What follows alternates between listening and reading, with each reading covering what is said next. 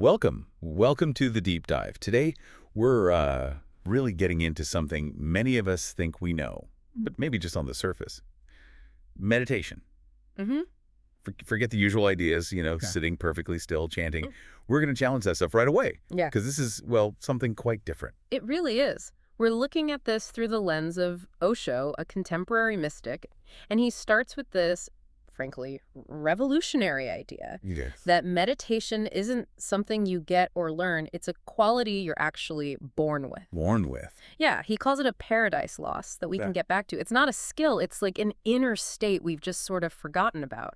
Huh. So this deep dive today, think of it as maybe a shortcut back to that quiet quality that's already inside you. Okay, so it's not about adding something. It's about rediscovering. That changes things immediately, doesn't it? Completely. So our mission, then, is to pull out some maybe surprising insights and definitely practical tools for self-discovery from Osho's work. He kicks off with a definition that's quite startling. He does. It's very direct. He says, meditation is a state of no mind. No mind. Meditation is a state of pure consciousness with no content. He paints this picture of our usual mind being like a mirror just covered in dust. Yeah, that feels familiar. Just stuff everywhere. Exactly. Thoughts, worries, desires, memories, ambitions. It's constant traffic, he says, even when we sleep. Meditation is the absolute opposite of all that noise. A state of no mind. Wow. Okay. That completely reframes it. If it's not positive thinking, not even any content. What is that? What's that like? And how do we even start finding that in our everyday crazy lives? That is the core question, isn't it? If the mind is full of content, then no mind isn't about forcing it empty. Right. It's about experiencing the awareness behind the content, the pure consciousness itself. Okay. And the first step he gives us, day one, is something called everyday awareness. And this isn't about carving out special time, is it? No, it sounds like it's about weaving it into your whole day. Yeah. I like that idea. So tell me about this hand exercise the source mentioned. Yes. It's a great way to understand it. First, you just pick up an object like you normally would, mechanically. Like reaching for my phone right now? Done. Didn't think about it. Exactly. No thought, just pure habit. But then the exercise shifts. You bring your awareness into your hand. Feel it from the inside. Notice any tension, maybe, and consciously let it go. Okay, feeling the hand, relaxing it. And now, with that full attention, reach for the object again. But this time, feel everything. The texture, the weight, how your hand adjusts. Okay. Yeah, it's different. Yeah. Slower, more present. Exactly. You're alert to each tiny movement. It seems simple, but you're putting total presence into a usually automatic act. And why is this so important? What's the bigger picture here? He says it changes the quality of the action. It absolutely does. Osho uses eating as a fantastic example. If you eat with awareness, really present, you chew more naturally. Right. You taste things more intensely. You actually feel the pleasure of the food. And crucially, when your body is genuinely enjoying it, it tells you when it's had enough. So you don't just keep stuffing yourself. Precisely. Because often we eat unconsciously. There's no real pleasure, no real taste, so the signal to stop gets missed. This awareness brings enjoyment and a kind of natural regulation that our mindless habits tend to override. Okay, let's dig into this mind stuff more. Because, our lives are busy. Our minds are like that constant traffic Osho mentioned. Thoughts, worries, plans, just churning. So if we can't just think our way quiet, is there really a way to turn down that noise? Is there an off switch we just haven't found? Well, that's the big challenge. And Osho's answer is deeply counterintuitive. He says the mind can't really commit suicide. Commit suicide, meaning it can't stop itself. Right. Any effort you make to stop the mind, to fight it, actually feeds it energy. It strengthens the conflict. So trying harder makes it worse. In a way, yes. What happens instead, he says, is that the mind simply disappears when you start watching it. Watching it, not engaging, just observing. That's a pretty radical thought for anyone who's ever tried to, clear their head. It is. If fighting makes it stronger, the alternative is this gentle observation. So what is this watcher then? Is it part of the mind?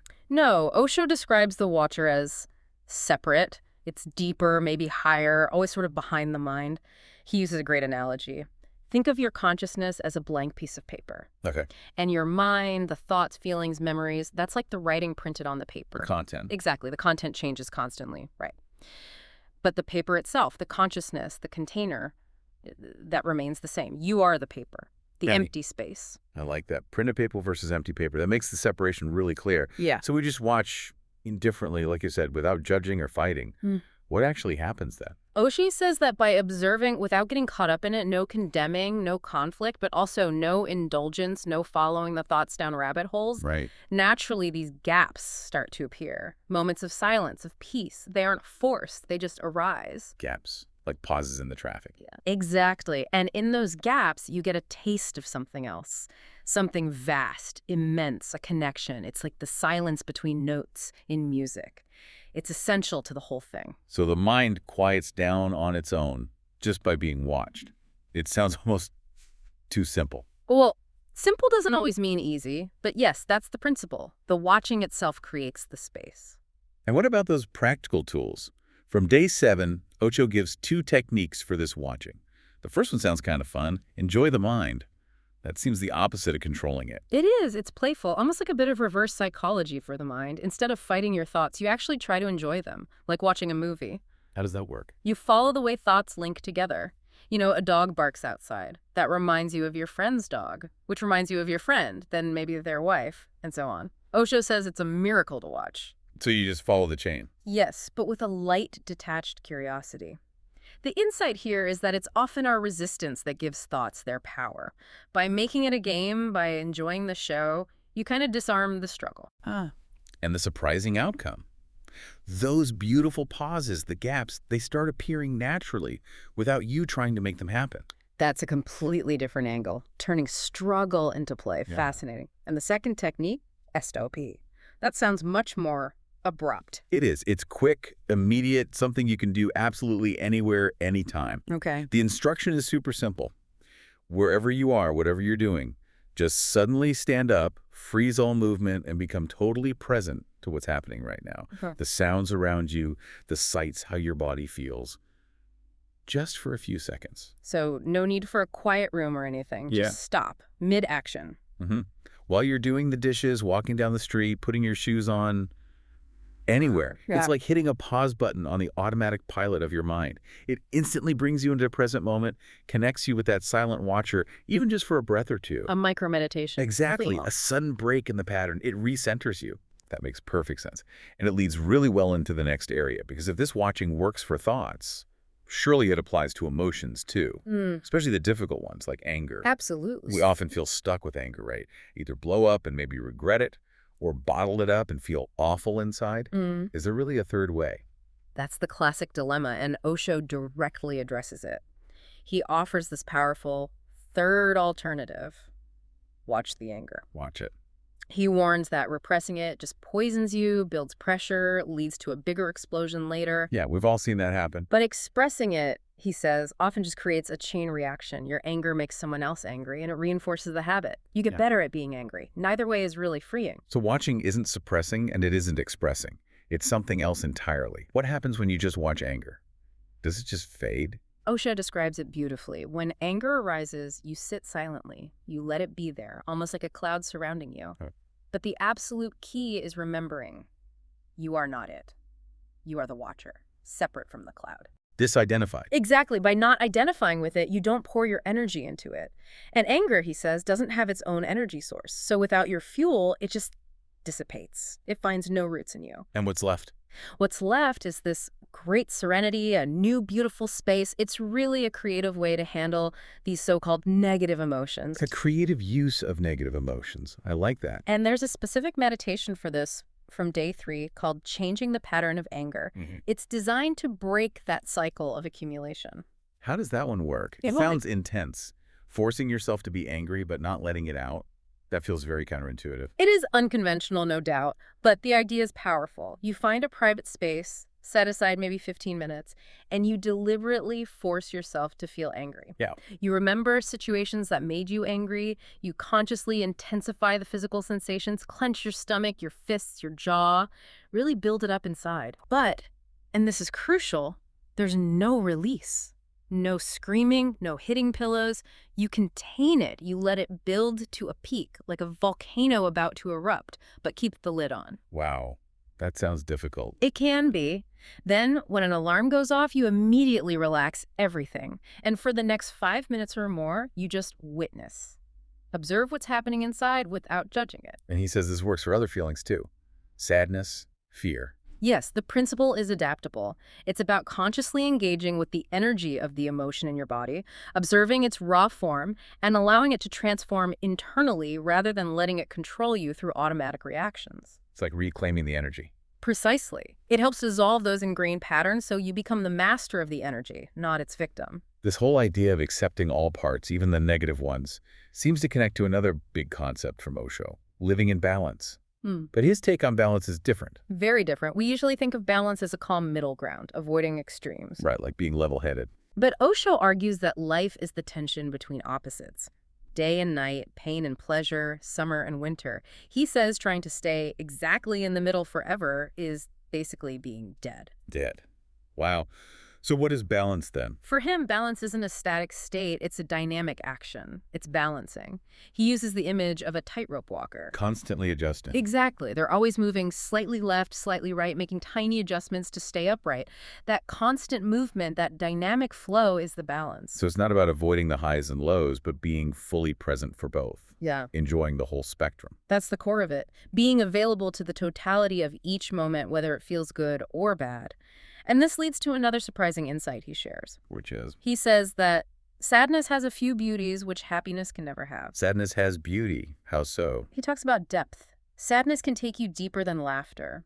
Tears, he says, come from a deeper place. Sadness has its own silence, its own unique quality, its own melody.